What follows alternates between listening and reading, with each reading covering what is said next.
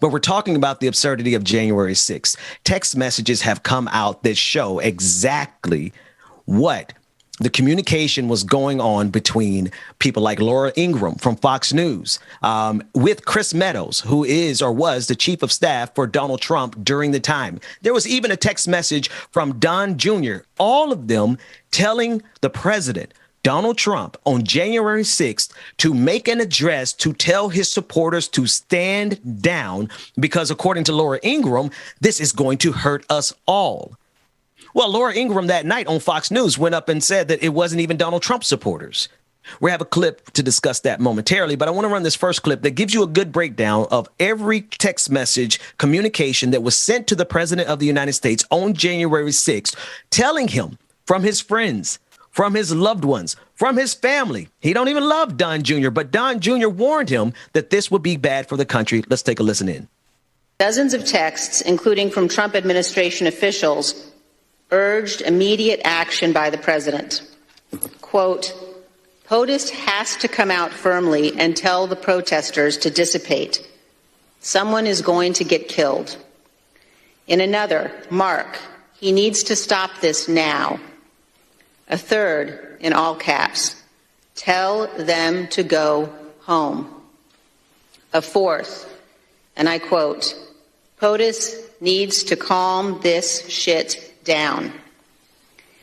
Indeed, according to the records, multiple Fox News hosts knew the president needed to act immediately. They texted Mr. Meadows, and he has turned over those texts. Quote, Mark, the president needs to tell people in the Capitol to go home. This is hurting all of us. He is destroying his legacy, Laura Ingraham wrote. Please get him on TV. Destroying everything you have accomplished, Brian Kilmeade texted. Quote, can he make a statement? Ask people to leave the Capitol, Sean Hannity urged. As the violence continued, one of the president's sons texted Mr. Meadows, quote, he's got to condemn this shit ASAP. The Capitol Police tweet is not enough, Donald Trump Jr. texted. Meadows responded, quote, I'm pushing it hard. I agree. Still, President Trump did not immediately act. Donald Trump Jr. texted again and again, urging action by the president. Quote, we need an Oval Office address. He has to lead now. It has gone too far and gotten out of hand, end quote. But hours passed. Hours passed. Now, that was the voice and the face of Liz Cheney, a Republican, a never Trumper, not particularly a good person, but she's on the right side of history here. And she's making it clear all of the different actors. And here's the thing. Why does Fox News host have the direct line to the chief of staff of the president of the United States? And I would argue some of them probably have his direct phone number, the president of the United States phone number at the time. Fox News is entirely too powerful to be filled with sociopathic propagandists who want nothing more than to stir up bloodlust amongst their supporters. And they have the keys to the kingdom, or at least they did during the Trump presidency. Here's a clip of Adam Schiff talking about the day after a failed attempt to stop the peaceful transfer of power through violence. An elected lawmaker tells the White House, I'm sorry, nothing worked. Let's take a listen in. The answer. For example, the documents confirm that Mr. Meadows used personal Gmail accounts and a personal cell phone to conduct official business and to send communications related to January 6th, and that he also used Signal, the private messenger application.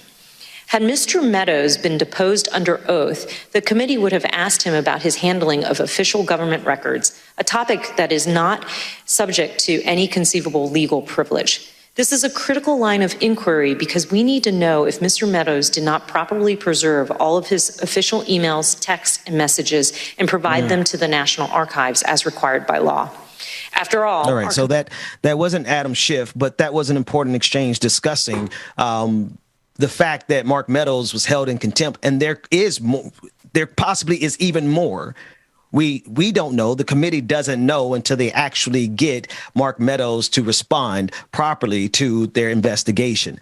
I want to play this last clip before we go to our first guest. I want to play this clip from CNN, and they break it down how we should view this new evidence. I particularly want you to listen to the fact that Fox News actively lies every single day on their network. Take a listen in. And don't forget Laura Ingraham, who said, this is hurting all of us. He is destroying his legacy. This is Laura Ingraham, who mocked the police officers after they testified before the committee. Look, if you are someone who believes Fox News anchors like Laura Ingraham, if you are a fan of Donald Trump Jr., what are you thinking tonight? If you are hearing this, you should be thinking, I think, that these people are imposters, that they have been double dealing you. Here they were texting Mark Meadows the day of the insurrection and saying, get this to stop. This is terrible for all of us. And yet now they are portraying the insurrection as something that was close to a walk in the park. Right. So that the police officers should be mocked, that Donald Trump did nothing wrong. So to your point, what we heard tonight, I believe, is just a small number of the text messages. I was told by a source familiar that there are hundreds of text messages that the committee thinks are relevant. And so I think there's more to come. This was just the beginning. This is a day of reckoning for Donald Trump because we don't like to use the word lying as reporters, but look at these Fox News hosts. They have been lying. They were lying on January 6th. They go on social media every day. They go on the air and pretend January 6th was not a big deal. Here's a problem, David. I want to bring you in. Here's a problem. Fox News is leading all the ratings. So it's a good chance nobody even saw that. Yep. No, they didn't. They didn't play any of this yesterday. Right. It's a good chance that analysis that they just gave, 100, 200,000 people saw it as compared to like the millions of people who watch Fox News, because Fox News has had both the propaganda as well as the funding to get to the top of the mountain. So while CNN is correct, David, more people are listening to Sean Hannity than the entire network of CNN. Yeah, no, that was the first thing in my mind when I was watching the CNN clip yesterday. And for sure, CNN has its own issues. So it's not like, we're propping them up or anything, but Fox takes the cake, at least in terms of traditional mainstream media. And Fox, like both they take the cash and they are the worst. And what's glaring is how to the extent to which the narrative on TV is different from how they are behind the scenes. And they didn't play any coverage yesterday, or at least minimal, on their channel of the committee. They were focusing instead on whatever narratives they create around the Biden administration and losing America and whatnot. But they're a good source of the reason why America is declining. That's right. That's right. Without question. I mean, you look at Fox News and you think of this pandemic. You look at Fox News, you think of climate disaster. You look at Fox News and you just think of the various wars that they wholeheartedly endorse. Fox News is at the epicenter of the decay of this country. Now, they're not by themselves. Fox News simply understood how to pimp aggrieved white people and the people of color who are complicit with them. They understand that there was a thing in America that was easily monetizable. And that thing was hatred and bigotry. Why? Because it's America. So Fox News, while they are at the core of the rot of this country, Fox News just came in with a check and said, I know how I could make even more money. Let's play on the bigoted, hate-filled, sociopathic tendencies of Americans, because that's what America turns us all into, right? America has all of us wanting to be the next billionaire and step on other people as we move up. Like, this country breeds sociopaths. And so Fox News just said, I know how to make money off of that, Rupert Murdoch. And he did a good job. I mean, because honestly, they are the biggest news network right now, if you want to call them news.